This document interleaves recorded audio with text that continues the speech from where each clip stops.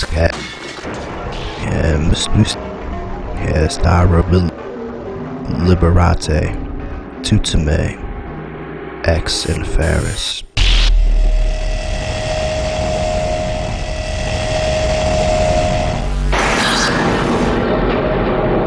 Welcome to Hell House.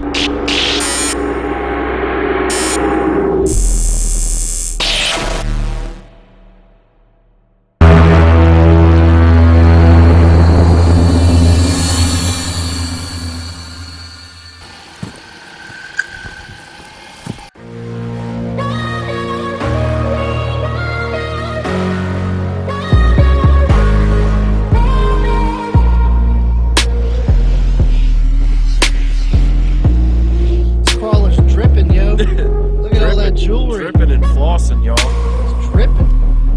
It's almost like 2 pounds heavier in the front and a pound heavier. Built in 1868, St. Mary's College was a Roman Catholic seminary school. In 1866, George Ellicott Jr., son of Andrew Ellicott, sold his land to the Congregation of the Most Holy Redeemer, a Roman Catholic missionary congregation, better known as the Redemptorists, who intended to turn the property into a seminary. The first Mass was held on the 28th of August of that year. The Mass took place at Ellicott's stone house, which would later become the lower house. In 1867, construction began on the upper house. In 1868, the first classes began. In 1972, the college closed, and in 1997, the upper house was burned. And that pile of rubble is all that remains of it.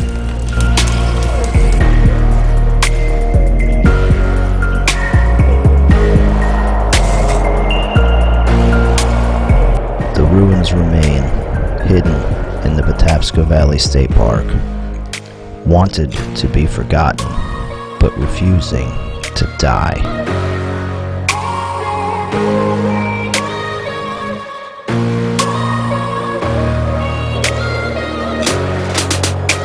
Low attendance was the reason that they gave for closing the school.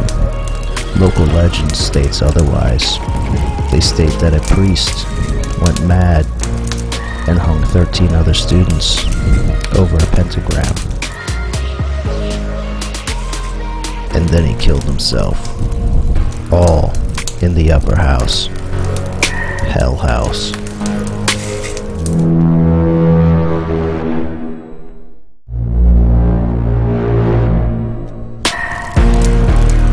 Since the school closed, there have been numerous rumors of witchcraft and satanic rituals taking place here.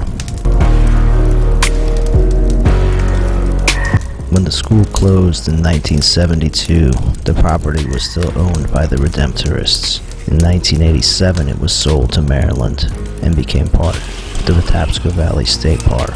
The remaining property was sold to private interests.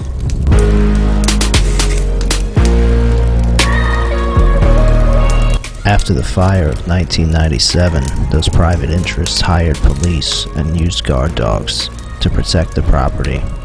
There are still rumors to this day of a crazed guardian who protected the property during that time as well, who lived in a shack and would chase people away.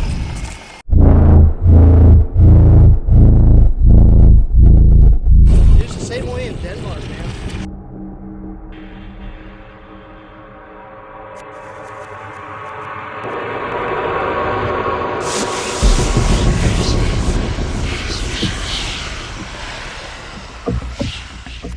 Allegedly, there are police reports of him beating people and threatening them for coming onto the property with his shotgun.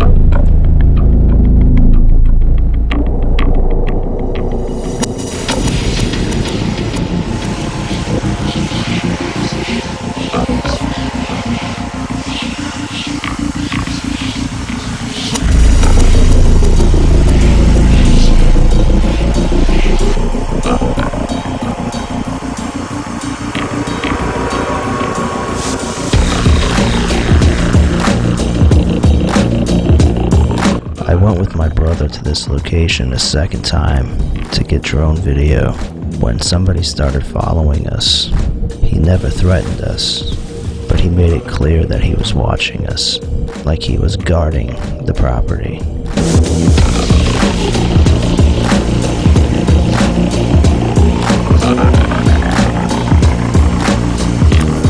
Neither my brother or myself are very easily intimidated, so we continued to fly the drone and to capture our footage, regardless of his presence.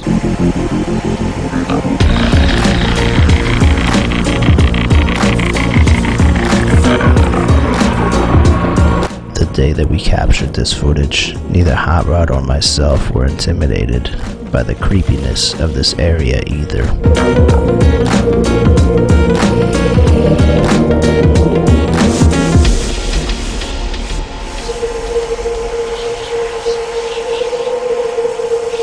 No way. It was business as usual.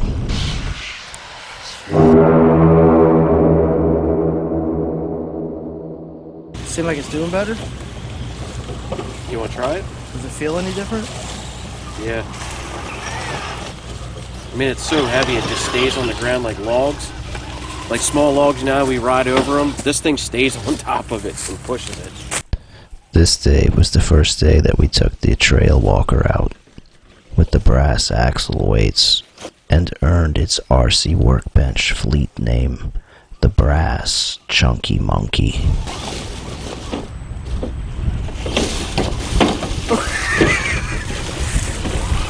This thing gets that tail whip action going sometimes.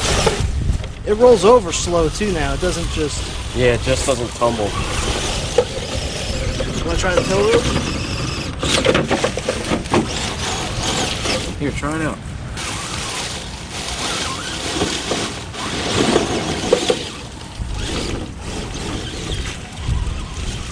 There's a difference. Yeah, dude, there is a huge difference. Like, it seems to be a little bit smoother. It's not as jumpy.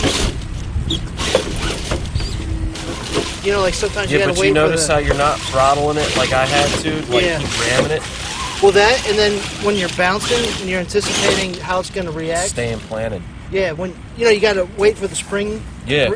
rebound and stuff. This has no spring rebound. It, like, this is actually nice and smooth, dude. I mean, it just goes down. That's why I think I might do a 55 now, like you did, with a taller pinion. Yeah. But it doesn't roll very fast. But those tires are so... See how flat they are at the bottom now? Yeah. With all that weight? These are very soft tires, dude. Like, look at this. Yeah. Like, right there. Yeah. It's that sharp edge. Oh, if I can get back to where I was. Right there. See it roll over? Yeah. I guess you kind of want that. I don't really know. Because it's kind of good and kind of bad. See, you're using your rock sliders. You just can't tell. Yeah. Notice how touchy that transmitter is, though?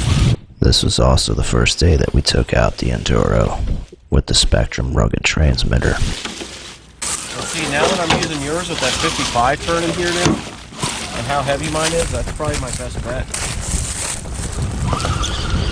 Because, dude, it's just got torque for game. And then a mysterious breeze started to blow all the leaves in the direction we were supposed to go.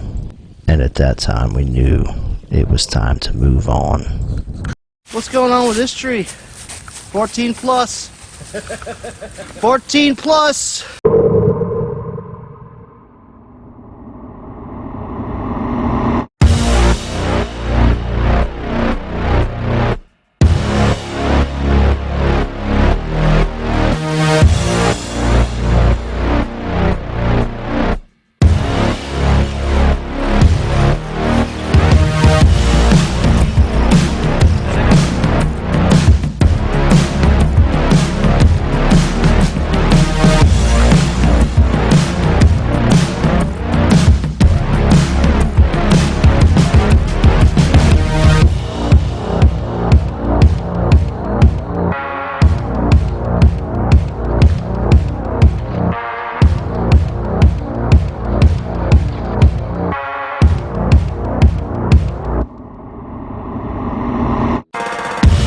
area here is the whole reason we came to this location.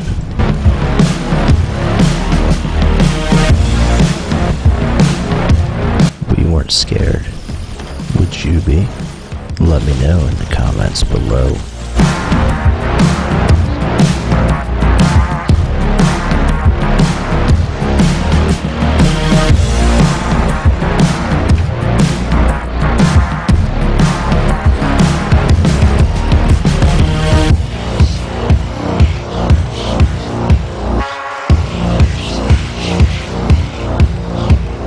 The area of this colonnaded pavilion was a graveyard at one time.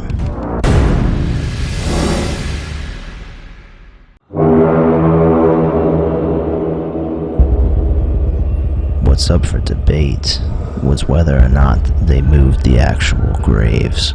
Rumor is that they moved the headstones and not the bodies.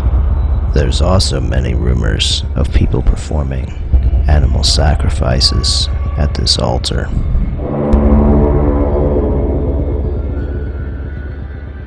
Legends of witchcraft and satanic type rituals have been part of the history of this area long before the school was ever built.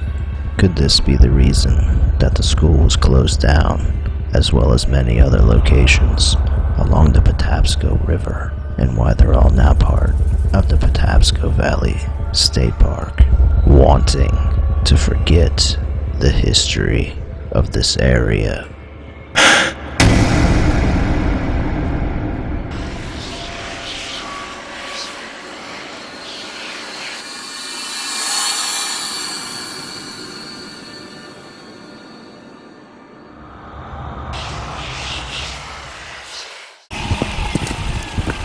You already took pictures of it the first thing.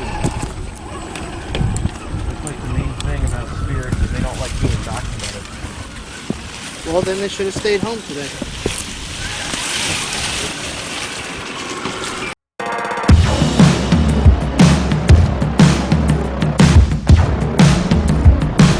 Alright, I hope you guys enjoyed that. I had a blast editing that and doing the narration for it, and actually being there. It actually wasn't that creepy. But if you want to see part 2, make sure you subscribe and smash the bell and share this video, because Hot Rod thinks that we may have angered some of the spirits at the colonnade.